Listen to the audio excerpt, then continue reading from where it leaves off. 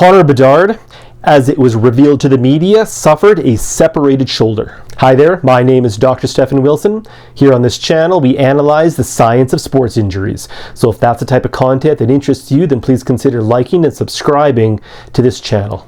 It was revealed Tuesday afternoon that Connor Bedard did indeed suffer a separated shoulder on this play against St. Louis on the weekend. Bedard lines up in the face-off dot. He's going up against Braden Shen. Shen bench presses him back in the face-off circle, and that is where Bedard suffers his shoulder injury.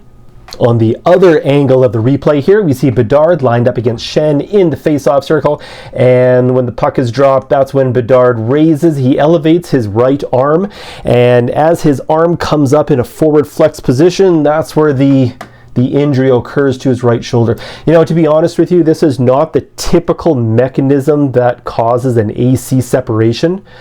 Typically, we'd see that with a direct blow to the shoulder, either falling on your shoulder or a hard body check into the boards, or even a fall onto your outstretched hand. We call that, there's a special acronym for that, a foosh injury or a fall on an outstretched hand. When you put your hand down and you fall onto the ground, that ground reaction force coming up through your hand, back up through your arm into your shoulder, that can be enough to separate and to sprain your acromioclavicular joint.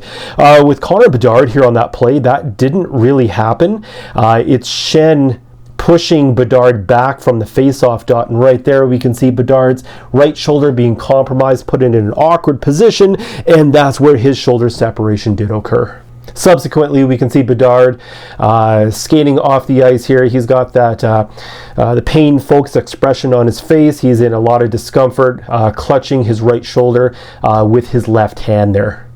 We're going to correlate that injury with the anatomy screen here. So we're going to zoom in on the skeleton's right shoulder. We're going to pretend this is Connor Bedard's right shoulder after that face-off against Shen, against the Blues.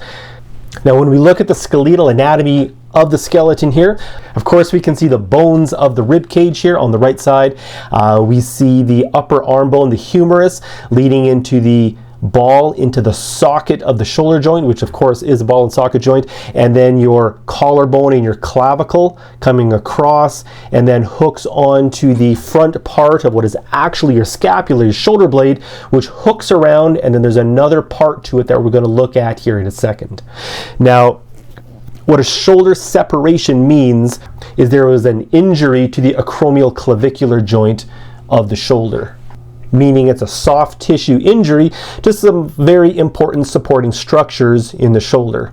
We're talking about ligamentous structures. Now, we know a ligament attaches bone to bone, so we need to look at the bones here in the shoulder. This knobby part of bone right here kind of looks like a finger almost pointing forward. It's called your coracoid process.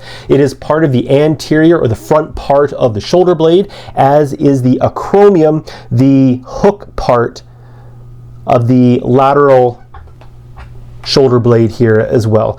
So I'm going to draw here in a moment the structures that would have been compromised in Connor Bedard's injury.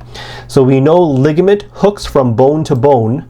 So I'm going to draw right here. We're drawing from the acromion across to the coracoid. So you can guess what that ligament is called. It's called your coracoacromial ligament. Now we have one from your coracoid process up to your collarbone here, of course your clavicle. That is called your coracoclavicular ligament. Now there's actually two parts of those.